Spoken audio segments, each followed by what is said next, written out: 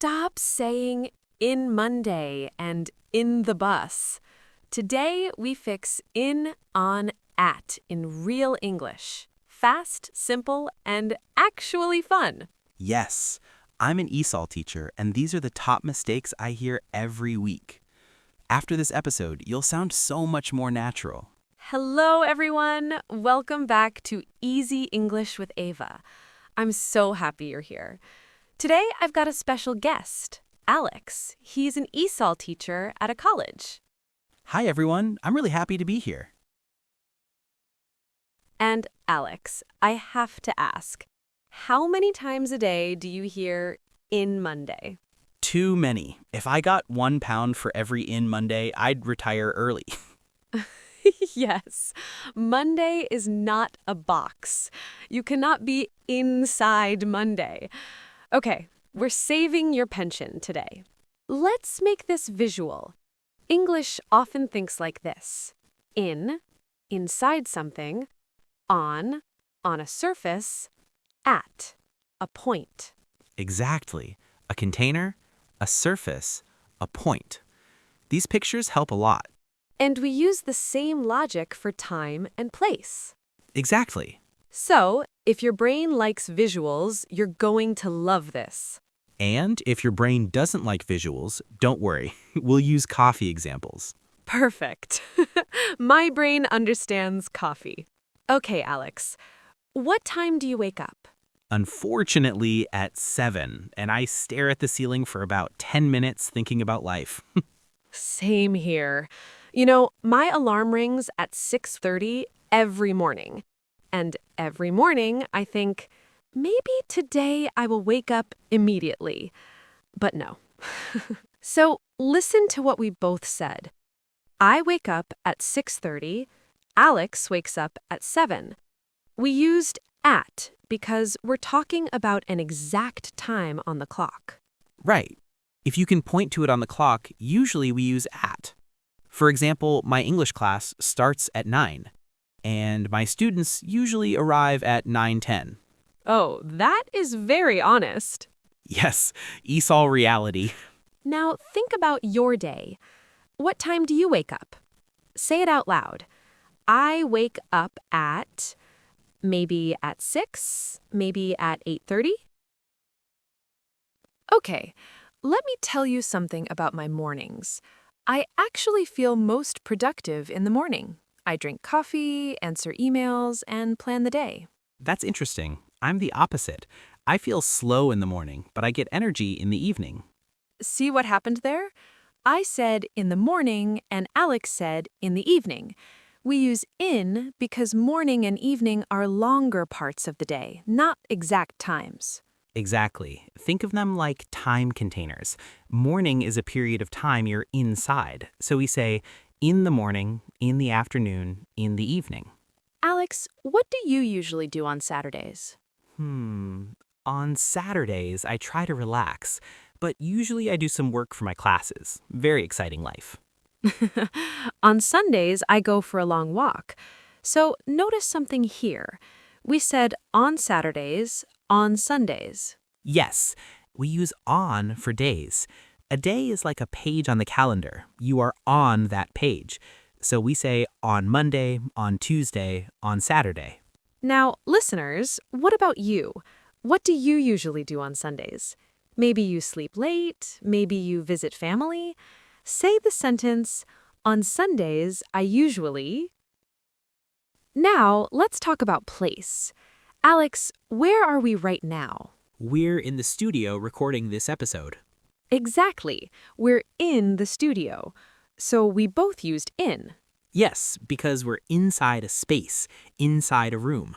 Right. That's why we say in a room, in a shop, in a bag, in a city. Anywhere you are inside something, we usually use in. My keys are always in my bag, but somehow I still can't find them. That happens to everyone. Okay, here's another very common mistake. People say, I'm in the bus, I'm in the train. Yes, I hear this all the time in class. But in English, we usually say, I'm on the bus, I'm on the train. And listeners always ask the same question. But wait, aren't we inside the bus? Right, it does feel like you're inside. But here's a simple way to think about it. If you can stand up and walk around, we usually say on. Oh, that's a great trick. So, on a bus, you can stand up. On a train, you can walk down the aisle. On a plane, you can also walk a little. So we say on the bus, on the train, on the plane. Exactly. But in a car or a taxi, you can't really stand up and walk around. You just sit in your seat. So we say in a car, in a taxi. So here's the memory trick. If you can stand up and move around, use on. If you just sit inside, use in. Right. For example, I'm on the bus going to work. But yesterday, I was in a taxi. Much easier to remember than a long grammar rule. Exactly. Sometimes English is just about the picture in your head. Listeners, have you ever said in the bus before? Don't worry, it's one of the most common mistakes. Even good students say it sometimes. Let's take another example. Imagine it's summer and you're on holiday. Alex, where are you? Oh, that's easy. I'm at the beach. Right. And notice we say at the beach, not on the beach. Yes, because we're talking about the location in general, the whole place. You might be on the sand, in the water, or walking near the cafe. Exactly. You're not saying you're literally on the sand. You're just saying you're there, at that place. So we say, I'm at the beach. But if we want to be very specific, we could say, I'm on the sand or I'm in the water. Right. But in everyday conversation, people usually just say, I'm at the beach. Okay, here's another mistake we hear a lot. People say, I live in Oxford Street. Yes, that one happens all the time. But the correct sentence is, I live on Oxford Street. Right. In English, we usually use on with street names. So we say on Baker Street, on King Street, on Oxford Street. But then students ask another question. Wait, we say in London, right? So why is the street different? Good question. Think about it like this. A city is a big area that surrounds you. So we say in London, in New York, in Paris. Exactly. But a street is more like a line on a map. So we say on Baker Street, on King Street, on Oxford Street. So you can say something like, I live in London, on Baker Street, at number 112A. Exactly. And this is actually a really useful pattern to remember. Listeners, try it with your own address. Say, I live in city, on street, at number. It's a great way to practice all three prepositions together. Okay, here's something interesting. Students always ask, do we say in the restaurant or at the restaurant? Good question. Both are possible, but they mean slightly different things. For example, yesterday I had dinner at the restaurant with my friends. Here, Alex used at because he means the location, meeting place. You're there for the activity. Exactly. But if I say it was very noisy in the restaurant, now I'm talking about the inside space. So, at the restaurant means the location or meeting place, but in the restaurant means inside the building. Same thing with airports. For example, you can say, I'm at the airport right now. That means you're there at that location, but if you say I'm in the airport, that focuses on the building itself, inside the terminal. Usually, when I'm at the airport, I'm also in the coffee shop. That is the most realistic sentence. This one is really interesting. My son is at school right now. That means he's physically at the school building. But if you say, when I was in school, I loved art, now you're talking about a period of your life. Exactly. So if you say at school, you mean someone is there right now. But in school usually means the time when you were a student. You know, there's another interesting way we use at. not just for places like at the restaurant or at the airport. We also use at with activities or situations. Yes, exactly. For example, at work, at school, at the gym.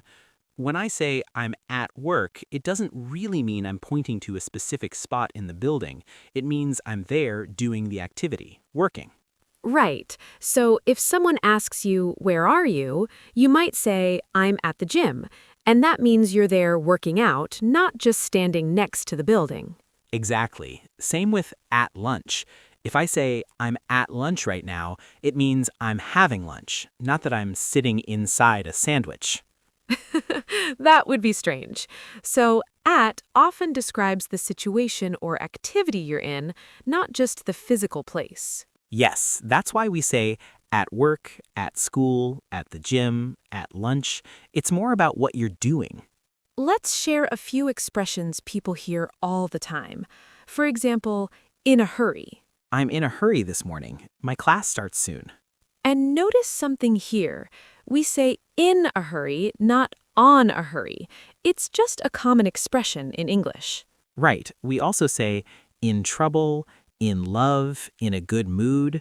So in is very common with emotions and situations. Oh, wait, there's another confusing pair. In time and on time. Yes, students mix these up all the time. On time means exactly at the planned time. But in time means before it's too late. So you can say, "I arrived in time, but I wasn't on time." That means you were late, but the meeting hadn't started yet. All right, before we finish, let's quickly recap what we learned today. We also talked about place. Right, we use in when something is inside a space. We use on for surfaces and streets. And we use at for specific points or locations. That's right. And we talked about some very common expressions. Oh, for example, in hurries, on time, at the moment, you hear these expressions all the time in real conversations. Oh, and of course, we covered some common mistakes. Exactly. So remember, we say on the bus, not in the bus. Because on public transport, you can usually stand up and move around. But we say in a car or in a taxi because you just sit inside. We also learned an easy pattern for addresses. In the city, on the street, at the address. I live in London, on Oxford Street, at number 112A. So instead of memorizing dozens of grammar rules, just remember the idea behind each preposition. So instead of trying to memorize lots of grammar rules, just remember the simple idea behind each preposition. Well, picture the situation in your mind. Are you inside something, on a surface, or at a specific point?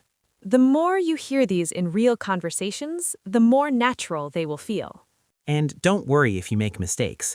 Even advanced learners mix these up sometimes. Thanks for learning with us today, and we'll see you in the next episode. Bye, everyone.